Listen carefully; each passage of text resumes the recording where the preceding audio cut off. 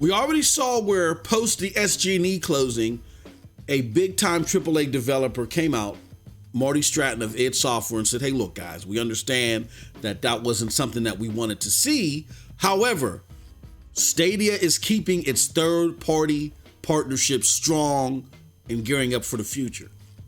Now we have a AAA publisher coming out, sitting actually down with Stadia in front of a publication to say the same thing in an interview.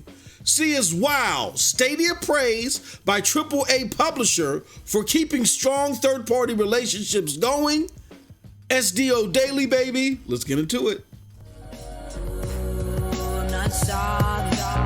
Stay sick cause I follow my gut. They say I was pushing my luck. I'ma push me a matte all black truck. I'm not sorry.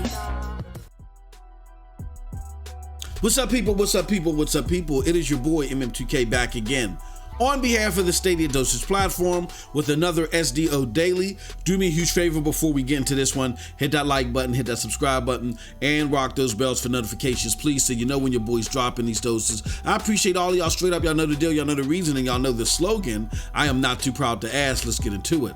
Alrighty, y'all. So, as I said in the bumper, we had Marty Stratton of id Software come out post the SG&E closure talks and rumblings and said, look, and he had no reason to do this because he's now owned by Microsoft, which is, you know, the parent company of both ZeniMax and Xbox, right? The companies that he puts out an effort for now. He had no reason to do this. He said, look, we didn't like to see SG&E happen. People lose their jobs, but, you know, Stadia is keeping its third-party relationship strong, right? People still wanted to look past that. Now we have a publisher that just released a big time game that's breaking records for it on big time platforms, that actually took the time to sit down with all people Stadia in front of GameSpot to pronounce the same thing. So with no further ado, I give you Exhibit ZJEEA to go in the catalog of evidence that Stadia is looking to move long-term, retail-wise with this platform. You know how we do. Let me show you something. This is the interview titled, Outriders dev on bringing the sci-fi shooter to Stadia and how Stream Connect makes you a better co-op player. It reads as follows. Gears of War Judgment developer People Can Fly's newest game, the sci-fi shooter Outrider, is out today, and that's no April Fool's joke. Of course, this was recorded prior to this recording. On the platform where you can play the game is Google Stadia, the ambitious streaming service from the tech giant. To learn more about Stadia's version of Outriders, we spoke with Square Enix creative director Bartik Mihta and Stadia's senior product manager Dan Carey. In our interview, Mihta told us about the significance of launching day and date on Stadia and what kind of experience players can expect on the streaming versus console and how that game makes use of Stadia's unique Stream Connect feature. Mihta also shared that Square Enix hopes to bring more of its games. This is important. That they hope to bring more of its games to Stadia down the road, where it makes sense. Carey further discussed the Stream Connect feature, saying it should help make you a better co-op player. All right, so there's a lot of pleasantries going back and forth, you know what I mean? And that's great stuff to see. And a very strong message to see them particularly sit down with Stadia at the launch of this game. With that being said, one of the biggest things why we catalog this and the evidence of Stadia going not white label, but doing strengthening their third-party relationships to become a better retail platform. The reason why we're cataloging this interview under that subject matter is because they say it themselves in this interview. Let's scroll down. So there's a part of this interview where the people from GameSpot, they tried to ask Mihta of Square Enix, oddly, about the SG&E closure, like this person had anything to do with it. And a lot of us who saw, we were talking behind the scenes and we chuckled, we said, hey, leave it up to GameSpot to give that a try. Nonetheless, I'm glad they did because the response from Meta is so striking. GameSpot asked, let's see here.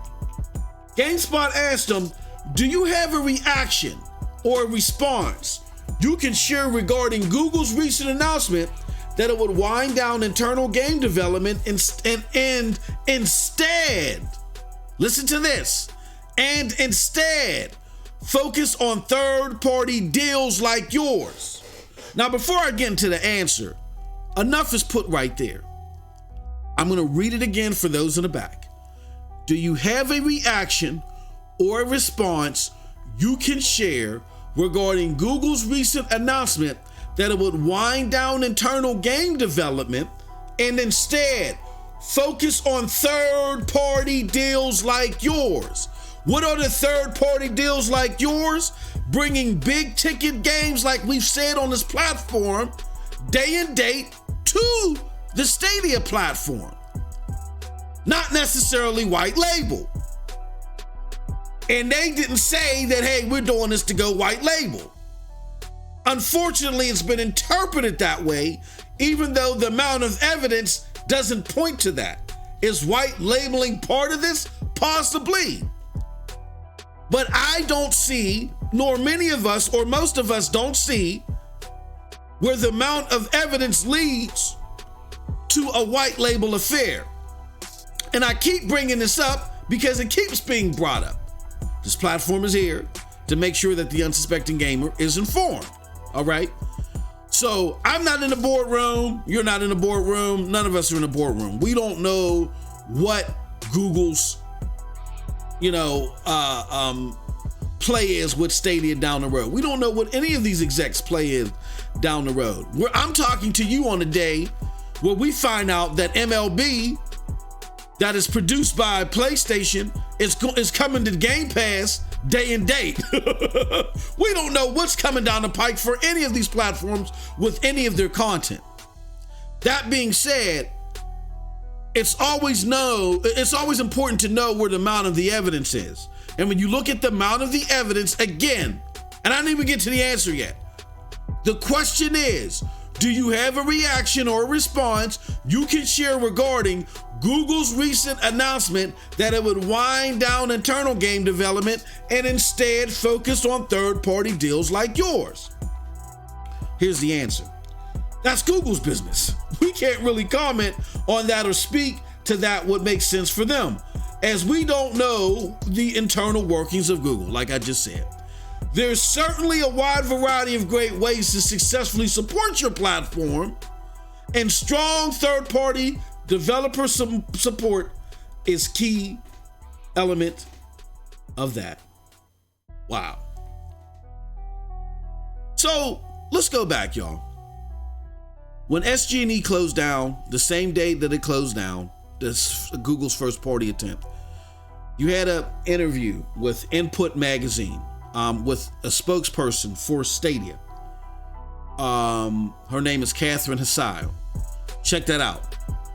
She oddly doesn't bring, now this interview happened before SG&E closed down, but she's a spokesperson, so she would know, trust me. She knew that was happening. And the fact that this interview was being released, it's very odd rather, that the interview was released the day that they closed SG&E. It was conducted before SG&E closed, but the spokesperson was very key in not mentioning SG&E at all. Like in all the other talks that you hear people talk about Stadia development, which this interview was about, there's always mentioning of the AI, the machine learning, how we're going to use it to create games in the future that it's going to blow your mind. This was the first sign where they cut all that jazz out. And they did that for a reason. So that was sign number one. Again, simultaneously the same day, a YouTube job went up that talked about project managing, focus on said features, for retail development onto YouTube, right? So you got third-party talk support. You got a job that goes up that's in support of that.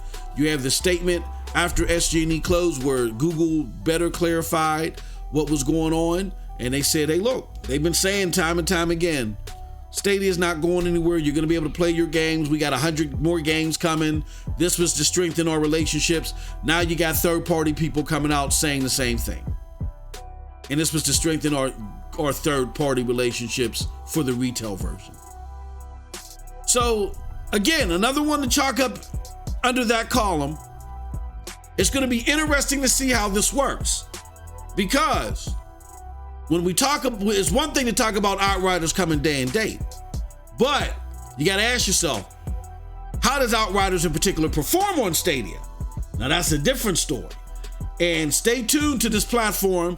And I think we're going to do something on Cloud Gamer Chronicles, which is an auxiliary function at the moment where we look at all cloud gaming. Stay tuned for that. I think we're going to do our first public release of Cloud Gamer Chronicles, a little snippet, taking a look at how Outriders performs on Google Stadia at launch and our impressions of it. So stay tuned for that. With that said, that's it from your boy MM2K. Let me know what you think about all this in the comment section below. Because like I always say, we're curious what I think. But if you did like what I had to say, check out the links below to follow me. Those links will lead you to the Broadband Bullies, PNTS Network, Heart Not Digital Culture, and yes, the Stadia Dosage. With all that said, appreciate, love all of y'all. Have a wonderful gaming day. Peace.